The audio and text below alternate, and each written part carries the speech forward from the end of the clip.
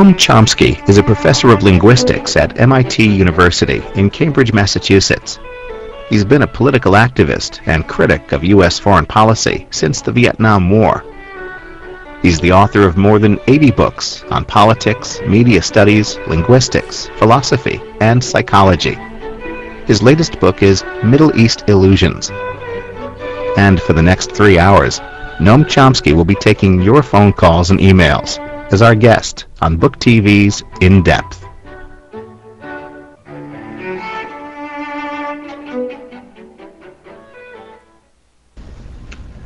Well, some of it I do because I find it intellectually challenging and exciting and demanding, and some of it I do because I just feel it has to be done. So people are suffering bitterly throughout the world.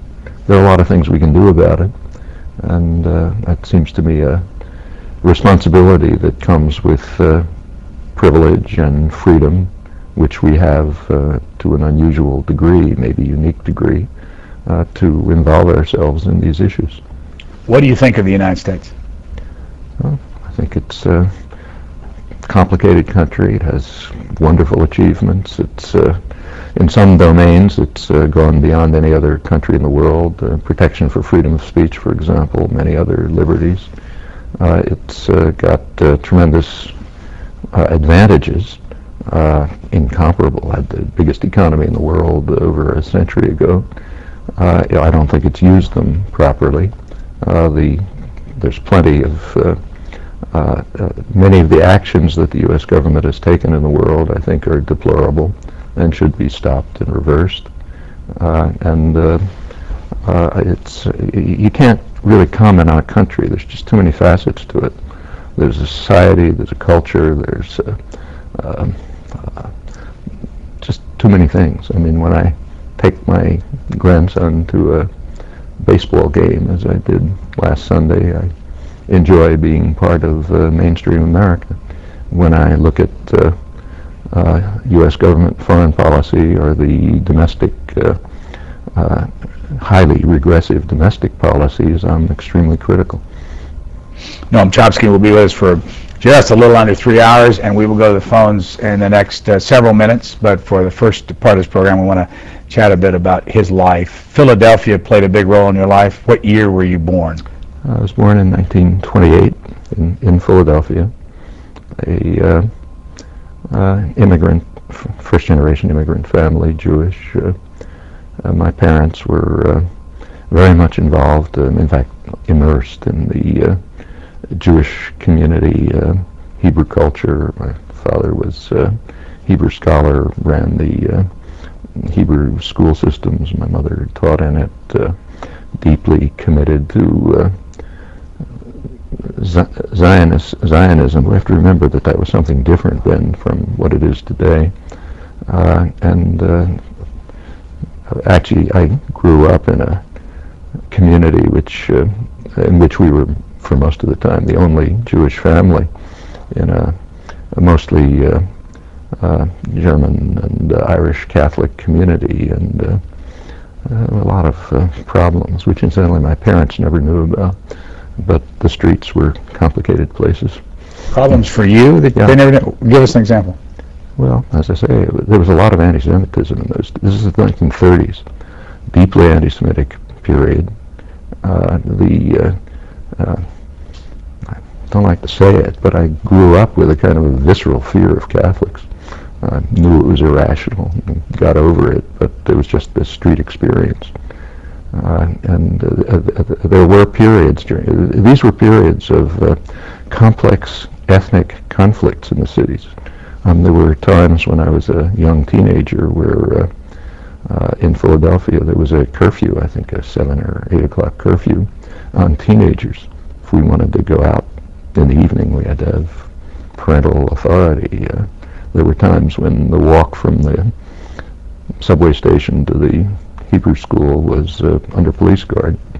And it wasn't just Jews were not, there was a lot of anti-Semitism, but it went in all directions.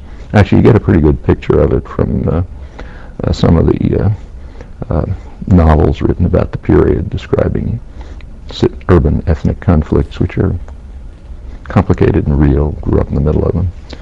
Where had your parents come from, and what were they like? My father had come from Ukraine right before the First World War, escaping the Tsarist army.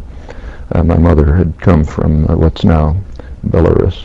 Her family, she came when she was a baby, actually. But and the two families were first-generation immigrant families.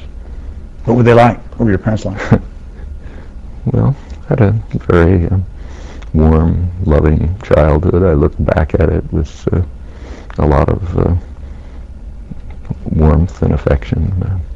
They were both working. They taught Hebrew school, so I was in school actually from all day from the time I was about a year and a half old. I was actually in early years up to high school in an experimental school that was run by Temple University, a Deweyite school. Wonderful place. I don't know if there's anything like it today. Fostered creative activity. There was no competition.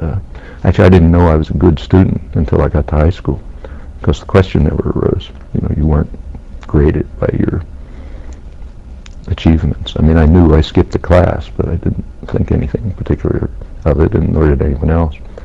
It was a very healthy, exciting intellectual and social environment. Why did you decide to go to the University of Pennsylvania, where you got, I believe, your undergraduate, your master's, and your PhD? Question never arose. You didn't go in, the idea of leaving home was inconceivable. Yet we were working students, both my wife and I. You lived at home, you went to the local school, worked in the afternoons. The concept of going away to college just wasn't in the, didn't exist. The question never came up. When did you first get interested in linguistics? That was sort of accident. Well, it's complicated. Actually, my father was a Hebrew scholar. He did work on medieval Hebrew grammar, and growing up as a child, I read his manuscripts and drafts of the book and so on. I was kind of intrigued by it. Then I happened to, through political context, to meet Zelig Harris, who I later discovered was the most important and influential linguist in the country. He happened to be teaching at the University of Pennsylvania. I was actually on the verge of dropping out of college at that time. I was pretty bored with it. I got in at 16, and a lot of anticipation and excitement, and was mostly killed in the first year. And I was not really committed to staying. I met him, and he drew me back into college. I suspect in retrospect that he was doing it on purpose, but I don't know. Anyhow, I started taking his graduate courses, and through his influence, other, also mostly graduate courses in other fields. And he was an extremely brilliant and exciting person in many respects. And my interests developed through those contacts, and then on from there. When did you meet your wife, Carol? She was about 2 years old, and I was about 4 years old, I guess.